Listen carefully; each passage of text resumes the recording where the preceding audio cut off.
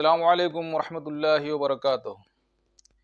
मंजिल से आगे बढ़कर मंजिल तलाश कर, मंजिल से आगे बढ़कर मंजिल तलाश कर, मिल जाए तुझको दरिया तो समंदर तलाश कर। और हर शीशा टूट जाता है पत्थर की चोट से, हर शीशा टूट जाता है पत्थर की चोट से, पत्थर ही टूट जाए वो शीशा तलाश कर। अजीज़ान ग्रामी, अल्लाह तबारक व ताला ने इस दुनिया में बेशुमार नेमतें पैदा फरमाई, बेशुमार मखलूक पैदा फरमाए, और वो सारी चीज़ें इंसानों के फ़ायदे के लिए पैदा फरमाई। इसी में कुछ नुकसान की भी हैं और कुछ फ़ायदे की भी हैं। दोस्तों, आज हमारे बच्चे किस ट्रैक पर जा रहे हैं ये मैं आगे आपको वीडियो में बताऊंगा इंशाअल्लाह। लेकिन उससे पहले एक छोटी सी दरख्वास्त है कि आप वीडियो को पूरा ज़रूर देखें। जब तक आप पूरी बात नहीं सुनेंगे, पूरी बात को नहीं समझेंगे, तो किस तरीके से ये फैसला कर पाएंगे कि क्या सही करना है, क्या गलत करना है। आप मूवी देखते हैं तो 3-3 घंटे लगा देते हैं, आप सीरियल ड्रामा देखते हैं 1 घंटे 1.5 घंटे लगा देते हैं। लेकिन दोस्तों, जो हमारी जिंदगी बनने की बात है, जो हमारे काम की बात है, उसको हम शॉर्ट फॉर्म में चाहते हैं, जिससे दुनिया और आखिरत दोनों की जिंदगी संवरना है, उसको शॉर्ट फॉर्म में चाहते हैं। और जो हमारी जिंदगी को बर्बाद कर रहा है, उसको हम लॉन्ग फॉर्म में चाहते हैं। तो मेरे साथियों, आपसे दरख्वास्त है कि वीडियो को आखिर तक देखें।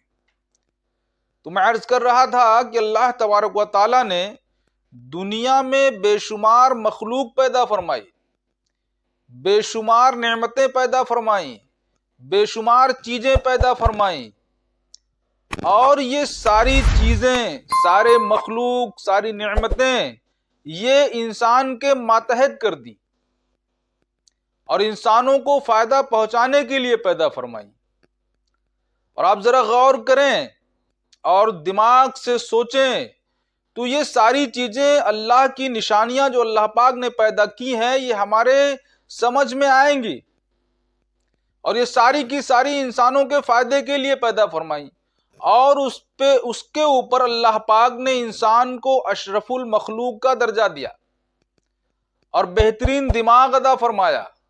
अब इस दिमाग का इस्तेमाल करके इंसान इन्हीं चीजों से तरह तरह की इजादात की, तरह तरह की चीजों का प्रोडक्शन किया, उसमें तरमीम करके इन चीजों में, अल्लाह की दी हुई चीजों में तरह तरह की चीजें बनाई। और जहां चीजें हमें फायदा पहुंचाती हैं, वहीं कुछ ना कुछ नुकसान भी होता है उनका। अब मैं असल टॉपिक की तरफ आ रहा हूं मेरे साथियों, कि इन्हीं चीजों में से इंसानों ने अपने दिमाग का इस्तेमाल करके मोबाइल फोन का इजाद किया। ये मोबाइल फोन जहां बेशुमार फायदे देता है इस दुनियावी जिंदगी में, वहीं इसका बहुत बड़ा नुकसान भी हो रहा है हमारे माशरे पर।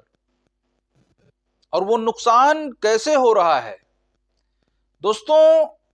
ये मोबाइल फोन, इसमें ऐसे ऐसे फीचर्स हैं कि अगर हम इनका सही इस्तेमाल करें, सही तरीके से इसको यूज करें, तो हम इससे बहुत सारे फायदे उठा सकते हैं। और बहुत से लोग जो सही तरीके का इस्तेमाल कर रहे हैं, वो बहुत सारे फायदे उठा रहे हैं।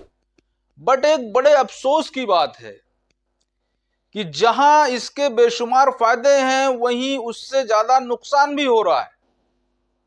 और वो नुकसान क्या हो रहा है? वो नुकसान हमारे नौनिहाल बच्चों के ऊपर हो रहा है।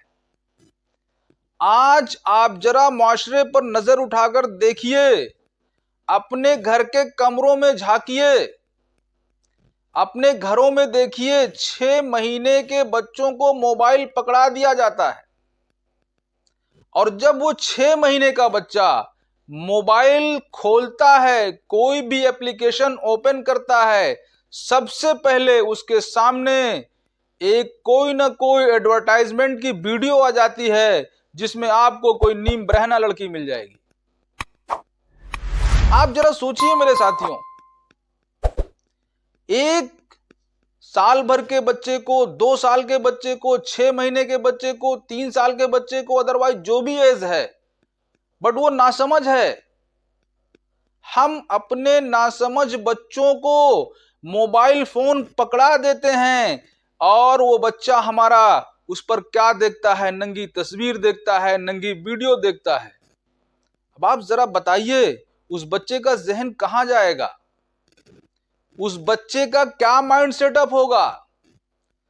दोस्तों, एक डॉक्टर जावेद इकबाल साहब हैं, वो एक सर्वे कर रहे थे।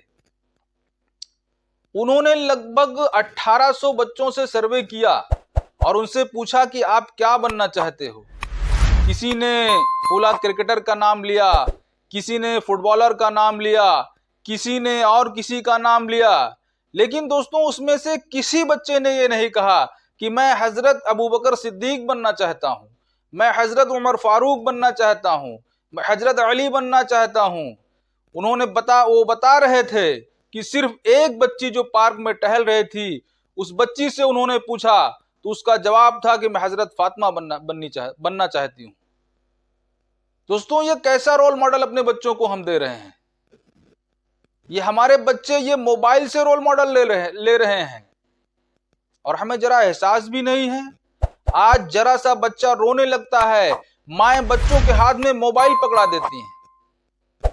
दोस्तों, वो माएं कौन थी जो अपने अजदाद की कहानियां सुना करके बच्चों को सुलाया करती थीं, अपने अजदाद की कहानियों को, अपने अजदाद की बहादुरी को सुना करके बच्चों को बहलाया करती थीं, उनके अंदर जोशो जज्बा भरा करती थीं।